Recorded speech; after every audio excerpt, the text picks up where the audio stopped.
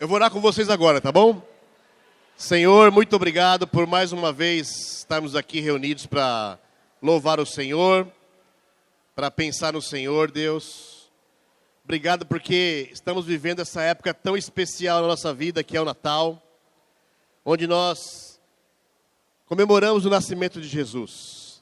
Embora historicamente não seja o dia exato, mas os cristãos escolheram no calendário comemorar esse dia, Pai, como o nascimento de Jesus, que foi a data super marcante para nós, que se iniciou a concretização do plano perfeito de salvação de nós seres humanos. Muito obrigado, Senhor, que nós possamos estar juntos aqui, louvando o Senhor e aprendendo da Tua palavra. Em nome de Jesus, amém. Bom, Natal é uma data super legal para a gente comemorar com a família. Eu sei que essa semana você está ansioso de comer aquele frangão, né? Porque não dá nem para comer pernil, porque está tão caro, né? Aquele frangão com batata frita e farofa. Aquela champanhe cidra, que é a mais baratinha, né? Porque tá cara também. Mas eu sei que essa semana é a semana de reunir a família. Alguns já foram viajar para visitar os parentes que estão fora. Mas é a semana de reunir a família para a gente poder comemorar o Natal, viver essa época tão importante, lembrar de Jesus. Eu lembro de comemorações da minha família, quando eu era pequeno, quando eu era criança, na casa do lado, de vizinha de parede, onde eu morava, o dono colocou uma árvore de Natal natural. Hoje em dia é muito raro você ver isso, né? Uma árvore de Natal natural. E ele tinha uma árvore de Natal natural na casa dele, gigante. E nós sempre olhávamos para aquela árvore falando, puxa, um dia seria bom a gente ter uma árvore igual aquela. Até que um dia meu pai foi num lugar lá, comprou uma árvore enorme, plantou no quintal, e nós enfeitou, e nós ficamos ansiosos de acordar no dia de Natal, para ver a árvore de Natal toda enfeitada. Quando nós abrimos a janela, roubaram a árvore. Lá no Capão Redondo onde eu morava. Roubaram a nossa árvore de Natal. Até hoje eu me lembro da cena, pondo a cara na janela e não vendo a árvore lá. Eu lembro também do meu primeiro Natal, quando eu me tornei cristão.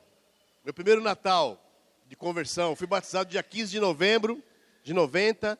E no Natal de dezembro desse ano, eu queria causar um impacto na minha família. Naquela época, eu já tinha me batizado, a Rosane tinha sido batizada, os meus irmãos tinham sido batizados, e eu queria fazer uma reunião de família e causar um impacto na família. Aí eu tive a ideia de jirico aqui, né? De subir no telhado da minha casa e colocar um balde, uma cordinha com um balde, para trazer os presentes. E na hora do Natal, eu tocar um sino e falar, ho, ho, ho. Eu fiz isso. Causei um trauma nos meus sobrinhos até hoje. Eles acharam que era algum bicho-papão, sei lá, algum monstro que estava chegando na casa naquela hora. Mas eu sei que todos nós aqui temos lembranças de Natal, não é verdade? Nós temos lembranças desse momento tão importante na nossa vida, que é o Natal. E eu queria ler com vocês aqui, abrir com vocês em Isaías capítulo 7, versículo 13. Vemos luzes, vemos os shoppings todos preparados para vender. Há um clima de Natal espalhado no ar. Mas para nós cristãos, o que realmente significa essa data? O que realmente deveria estar na nossa mente essa data? Aqui Isaías, capítulo 7, versículo 13, diz assim. Então Isaías disse, está na NTLH, tá? Então Isaías disse, escutem, descendentes do rei Davi, será que não basta vocês abusarem da paciência das pessoas? Preciso abusar também da paciência do meu Deus? Pois o Senhor mesmo lhe dará um sinal. A jovem que está grávida dará à luz um filho, e porá nele o nome de Emanuel. E Emanuel significa Deus conosco. Nós vamos ver depois aqui em Mateus. Mas esse anúncio foi feito 700 anos antes de Cristo, pelo profeta Isaías. Ele estava falando com o rei aqui, o rei, estavam pedindo para o rei consultar para ter um sinal de Deus. E o rei falou, não vou consultar sinal nenhum. E o povo estava rebelde, querendo sinais. E aí Isaías faz essa profecia, falando do sinal mais importante que viria no futuro, que era justamente Jesus. E esse anúncio aqui de Isaías, sai da boca de um anjo no nascimento de Jesus, lá em Mateus 1. Abre comigo aí, Mateus capítulo 1, versículo 22. Você que está visitando aqui, se você não tem uma Bíblia, acompanha aqui no telão. Mas é importante para você tentar entender um pouco da história, para você gerar fé no seu coração também, né? Em Mateus 1, versículo 22, olha o que diz aqui, ó. Tudo isso aconteceu para se cumprir o que o Senhor tinha dito por meio do profeta. A virgem ficará grávida e terá o filho que receberá o nome de Emanuel.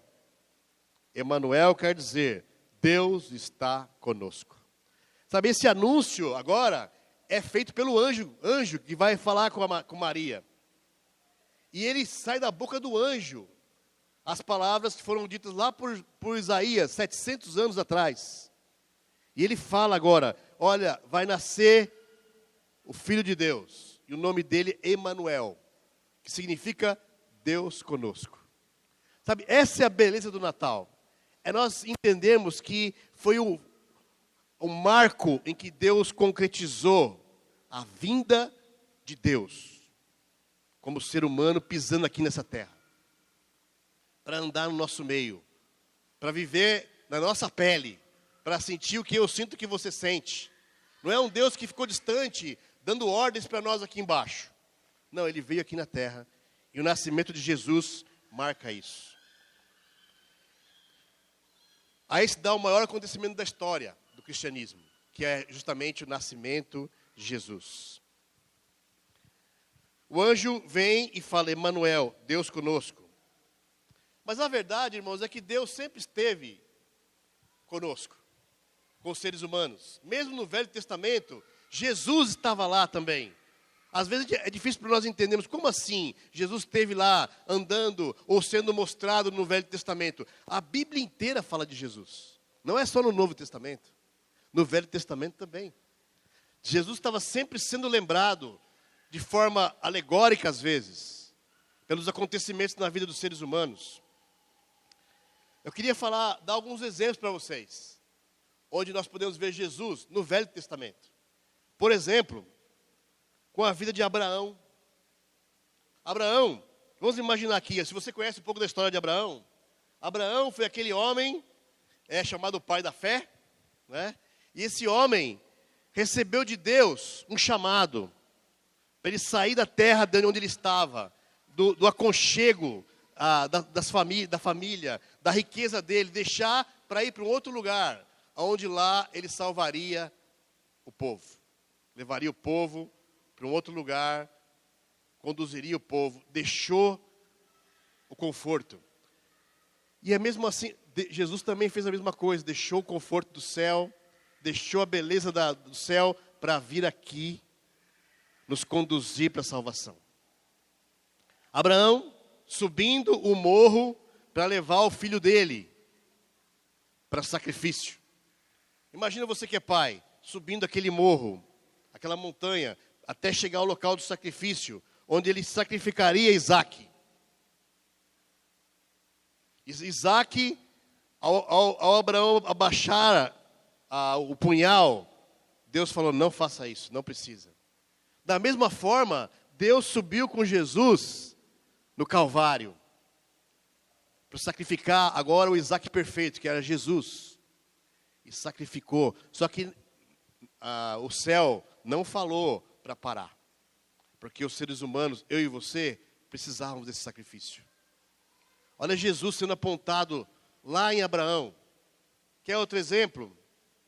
Onde Jesus é mostrado no Velho Testamento também. E Moisés. Moisés foi o homem que foi colocado por Deus entre Deus e os homens. Ele trazia a vontade de Deus e comunicava para os homens. Ele muitas vezes trazia as necessidades dos homens e comunicava para Deus. Quem faz isso por nós hoje? Jesus. Jesus é o único intermediador entre Deus e os homens. Moisés também, no Mar Vermelho, quando ele liberta, ele é o libertador, ele vai lá e tira o povo da escravidão. Moisés é a figura mostrada alegoricamente, apontando para Jesus, que também foi nosso libertador, nos tirou da escravidão, do pecado. E quando Moisés chega diante do Mar Vermelho, que ele olha aquela imensidão, que para Moisés era intransponível, por causa da fragilidade de Moisés, Deus age e abre o Mar Vermelho. Da mesma forma, nós seres humanos, diante do pecado, para nós é intransponível alcançarmos a salvação, mas através da ação de Jesus, nós somos salvos. Pela morte de Jesus. A morte de Jesus e a ressurreição é a abertura do Mar Vermelho, para nós irmos até o céu, que é a terra prometida. Por aí vai. Por exemplo, Davi é um exemplo muito claro sobre isso. Nós conhecemos, todas as vezes que nós pregamos ou ouvimos uma pregação, uma aula sobre Davi, nós sempre tiramos ali as lições morais de Davi. Por exemplo, quando você ouve uma pregação sobre Davi e Golias, o que você espera ouvir? Você vai ouvir que temos que ter coragem diante dos gigantes, e com Deus podemos vencer os gigantes e enfrentar as batalhas da vida. Mais ou menos é isso que é uma das lições principais que nós tiramos, não é? Mas poucos de nós paramos para ver Jesus nessa história. Sabe como? Bom, só pensarmos. O povo de Israel, lembra, se você tem um pouco de conhecimento da história de Davi, se você não tem, depois você pode ler lá em 1 Samuel, capítulo 16, a história desde o capítulo 12, vai indo até o capítulo 16, 17, você vai ver a história de Davi, especialmente esse evento, quando ele está diante de Golias. Então lá é assim, eles estavam lá, o povo de Israel, o exército de Israel no desfiladeiro, o gigante saía, desanimava o povo não tinha força para combater aquele gigante, eles se tornariam escravos se eles perdessem.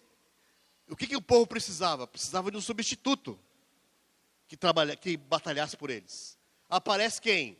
Davi. Um guerreiro forte? Não, frágil, limitado. A Bíblia fala que ele mal conseguia colocar a armadura, de tão pesada que era.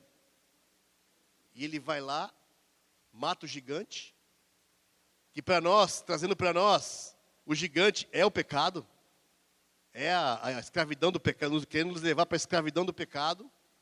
E ele concede a vitória para o povo, porque o povo se encoraja, agora eles não tinham condições de ter aquela vitória, e agora eles vão, e eles têm a vitória sobre o povo filisteu, e é acreditado para eles, para o povo de Israel, a vitória daquela batalha.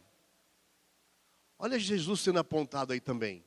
Jesus presente, apontando, Deus mostrando, olha, essa história de Davi está mostrando Jesus para nós hoje.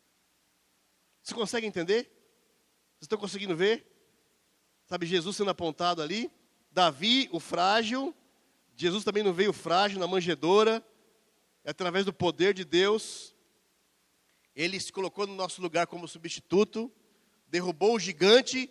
Qual era o gigante que Jesus derrubou? O pecado. A escravidão do pecado que nós estávamos condenados, por causa da escolha errada de Adão lá atrás. E nos concedeu a vitória, que não, sem fazermos uma palha, darmos uma palha nessa batalha. Não é incrível pensar nisso? Outros exemplos, por exemplo, como Esther, podemos ver Jesus também em Esther. Como assim, Marcelo? Como eu posso ver Jesus também na história de Esther?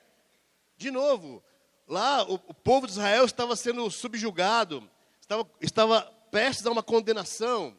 E Esther, que era a candidata a ser a esposa do rei, já estava no caminho de ser esposa do rei, ela não podia entrar no trono do rei sem ser avisada. Ninguém podia entrar, era uma regra. Se alguém entrasse na presença do rei sem ser anunciado, era condenado à morte. E ela se arriscou, entrou na presença do rei, salvou o povo da condenação. Ela poderia ter perdido o palácio, ser expulsa do palácio, ser condenada à morte. Da mesma forma, Jesus fez por nós, não é? Jesus também fez a mesma coisa. Ele saiu do palácio, só que ele não se arriscou em sair, em perder. Ele perdeu, ele morreu na cruz. Foi condenado à morte para nos salvar. Esther salvou o povo lá naquela época, apontando para Jesus também. Que Jesus faria o mesmo por nós hoje, nós estamos vivendo nos dias de hoje. Amém? Daniel na cova dos leões, podemos ver também Jesus lá. Como assim? Olha, Daniel foi jogado na cova dos leões para ser devorado. E ele ficou lá um tempo lá dentro da cova dos leões, e ele ressurge, ele sai de lá sem ter um arranhão. Não foi exatamente isso que aconteceu com Jesus? Ele foi enterrado, morreu, foi enterrado no mundo dos mortos, e ele saiu, foi ressuscitado. Seu corpo apareceu depois, perfeito, apontando. Então Daniel também aponta para Jesus. Estão conseguindo ver Jesus na história, andando? Deus é Deus conosco, não só em Mateus, mas Jesus é Deus conosco, já na história da humanidade. Porque a Bíblia, ela não é a respeito dos homens. A Bíblia é a respeito de Jesus para os homens. O que mais que eu posso falar? Posso falar também de Jonas. Podemos ver também Jesus em Jonas. Como? Jonas era um homem que estava lá, ele entrou no barco, fugindo, né? Lembra? Ele foi chamado para uma missão lá, em pregar para Nínive, ele entrou no barco. Essa é uma história também interessante para quem não conhece. Entrou no barco fugitivo, o barco começou a ter uma tormenta, eles estavam quase para morrer. E aí o que acontece? Jonas fala, eu sou culpado. A maldição é sobre mim. Me joguem no mar que vocês vão ver que tudo vai melhorar. Não é exatamente o que Jesus fez. Jesus, o barco é o mundo, né? É o mundo. Jesus estava lá e ele se fez maldição para nos salvar. Quando Jonas pula, ele fica lá, ele cai no mar, ele fica lá alguns dias na barriga do peixe, e aí ele ressurge, e ele prega arrependimento, e as pessoas se arrependem lá em Nínive. Não foi exatamente o que Jesus fez? Olha Jesus sendo apontado também em Jonas. A Bíblia inteira fala de Jesus. Sabe lá em Mateus, eu queria ler com vocês esse trecho aqui, para falar de Jonas.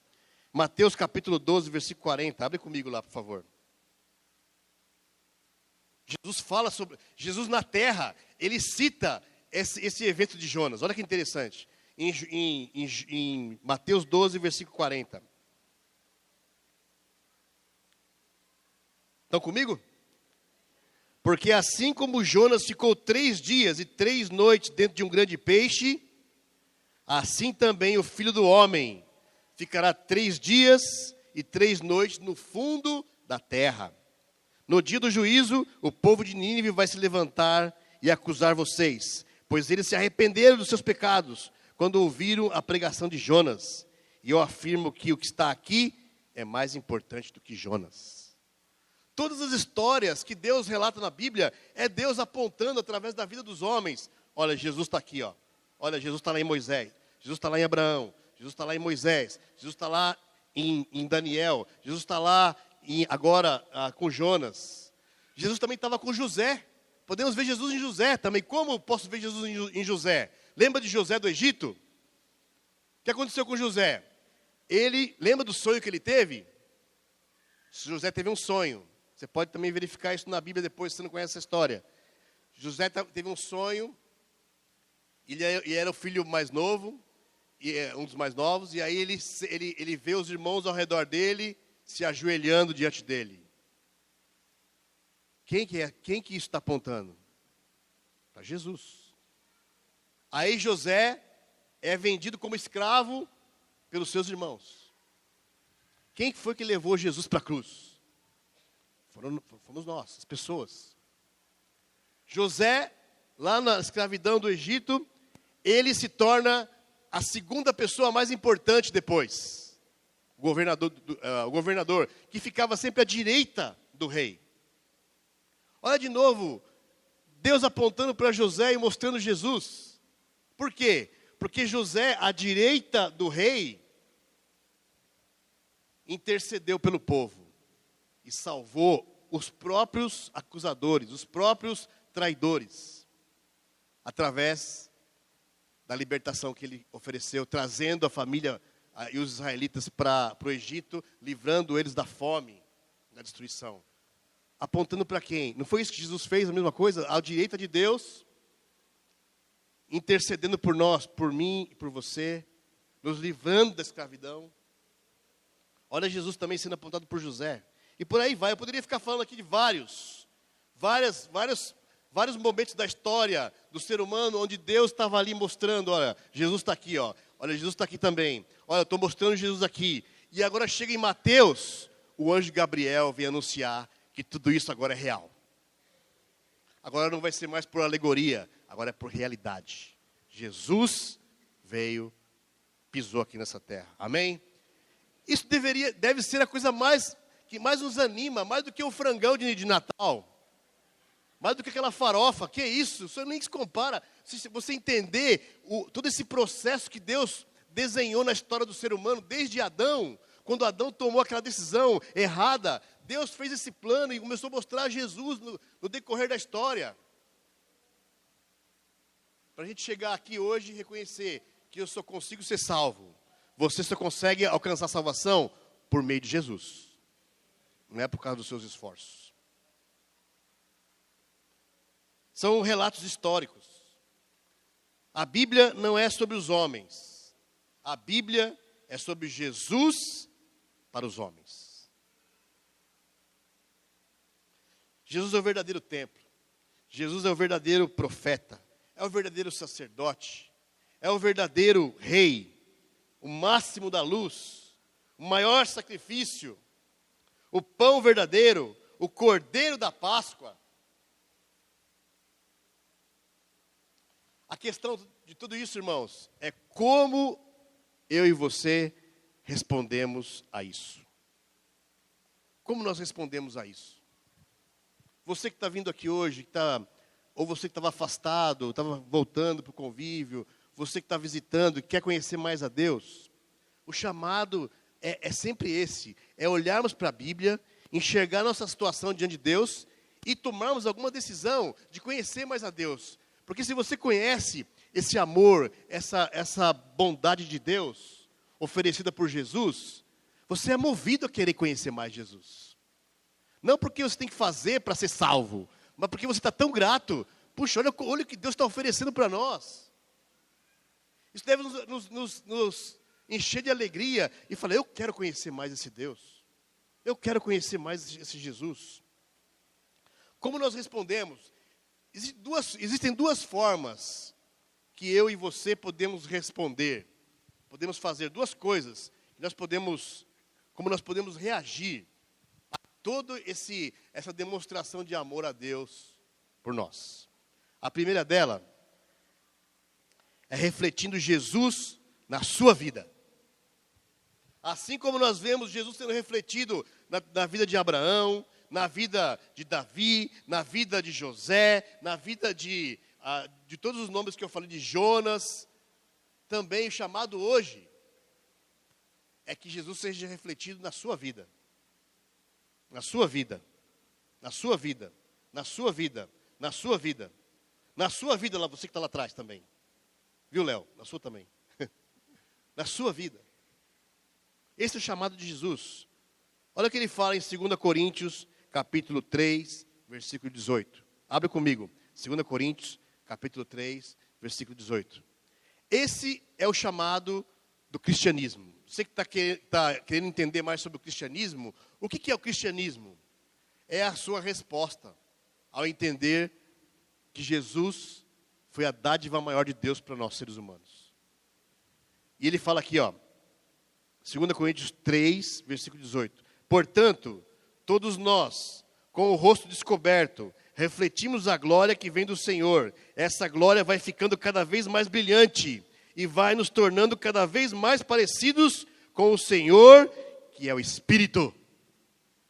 Deus colocou dentro de mim e de você, se você é um homem, uma mulher, que estudou a Bíblia, que entendeu sobre o sacrifício de Jesus, decidiu mudar a sua vida, foi batizado e anda seguindo Jesus, a Bíblia promete que você tem o Espírito de Deus. E esse Espírito chama você todo dia, mesmo se você está fraco, desanimado, mesmo se você cair em pecado. O Espírito está lá chamando você a refletir Jesus. Você a refletir Jesus. Não aqui, não só aqui, que aqui é fácil refletir Jesus, né? Cantando umas músicas dessa aqui, né? Abraçando uma outra, é fácil refletir Jesus. A questão é quando você sai daqui. Quando você vai viver no teu trabalho. Quando você vai lá para a tua empresa. Como é que você chega na segunda-feira? Você chega radiante de alegria? Porque você entende sobre Jesus? Ou você chega, meu Deus, mais um dia de trabalho. Aguento mais essa empresa aqui. Todo mundo aqui só quer tirar meu couro. Ou você vai com o coração animado porque você está grato com Deus. Quando você chega na sua casa, você chega animado na sua casa para estar com a sua família? Ou você chega encarrancudo, bravo, descontando a primeira frase que alguém fala, você já dá uma patada. Sabe, Jesus, Deus está chamando cada um de nós aqui a refletir Jesus, aonde você está indo. Os seus filhos, eles vão se tornar cristãos se eles verem Jesus, sabe aonde? Não é aqui na igreja, a igreja vai ajudar, mas é lá na sua casa. Lá na sua casa, quando você faz a devocional com eles, da maneira como você trata a sua esposa, ou o seu marido, com palavras amorosas, a maneira como você trata a sua mãe, viu, jovens? Vocês são jovens aqui, né? Deus também espera que vocês reflitam Jesus. Sabe quando? Quando sua mãe fala com você algo, seu pai. Você não pode falar para ele assim, esse velho está falando de novo. Já ouvi isso aí tantas vezes da minha mãe. Minha mãe, para de falar isso aí. Uma chata. Se você quer refletir Jesus na sua vida, seja grato pela sua mãe, obedeça sua mãe. Expresse gratidão para ela. Você vai refletir Jesus. Os casamentos aqui, irmãos, olha, eu sei que Satanás quer destruir casamentos. O mundo de hoje está muito difícil. Se você quer refletir Jesus na sua vida, trate bem a sua esposa. Trate bem o seu marido. Busque ajuda. Está passando provações. Todo casamento tem problema. Você é casado aqui, não tem problema? Levanta a mão. Tem um ali que não tem problema. Puxa vida, depois você ensina nós aqui, hein? Mas todo casamento tem problema. Tem briga. Para falar a verdade, um casamento, para ser casamento mesmo, tem que ter briga. De vez em quando, tá? Porque a briga é onde a discordância, está se colocando para fora. Mas o problema da briga não é a briga em si. É não resolver a briga. É não perdoar. É não ceder para o outro. Não é? Por isso Deus chama, uma das formas da gente reagir a essa maravilha que é o plano de Deus para a nossa vida através de Jesus, é refletindo Jesus onde nós estamos. Na escola, no trabalho, em casa, aqui na vizinhança da sua casa. A maneira como tratamos os vizinhos, ajudando os pobres, dando do que nós temos para ajudar os pobres. A maneira como você chega aqui na igreja, como você vai à igreja em casa, como você compartilha a sua fé, você está mostrando Jesus. Respondendo. A segunda maneira como nós podemos reagir a essa maravilha do Natal, a essa boa notícia que é a vida de Jesus, a segunda forma é mantendo os nossos olhos fixos em Jesus. Isso vai permitir a gente viver as verdades de Jesus no nosso interior. É aquela velha pergunta, nos meus passos, o que faria Jesus? Lê comigo aqui, Hebreus 12, versículo 2. Hebreus 12, versículo 2. Sabe, irmãos, eu falando dessa coisa de refletir Jesus, antes de ler a Escritura, infelizmente o mundo evangélico tem caído na descrença. Por que eu falo isso? Porque até mesmo para alugar esse local aqui, a gente percebe isso. Porque as imobiliárias, uma boa parte delas não quer alugar para a igreja. Sabe por quê? Porque a igreja não paga. Como pode isso, um grupo de homens e mulheres que se dizem cristãos e verdadeiros, não pagar as contas? As igrejas não pagam, não estão pagando. Então, a hora que fala, eu queria alugar para a igreja, aí os bons pagadores acabam tomando a fama, acabam sendo prejudicado pelos maus pagadores. Isso é só um detalhe, mas está cheio de pessoas que frequentam as igrejas, mas saem de lá, são piores do que muita gente que nem vai para a igreja. Sabe por quê? Porque ir para a igreja virou só um costume. Eu vou lá assistir um show, vou lá sentar lá, ouvir uma coisa que me anime, vou para casa e minha semana eu vou viver do jeito que eu quiser. Isso não é cristianismo. Cristianismo é refletir Jesus lá fora, especialmente lá fora. E aqui em Hebreus 12 fala assim, versículo 2: conservemos os nossos olhos fixos em Jesus, pois é por meio dele que a nossa fé começa. E é ele quem a aperfeiçoa. Ele não deixou que a cruz fizesse com que ele desistisse. Pelo contrário, por causa da alegria que lhe foi prometida, ele não se importou com a humilhação de morrer na cruz.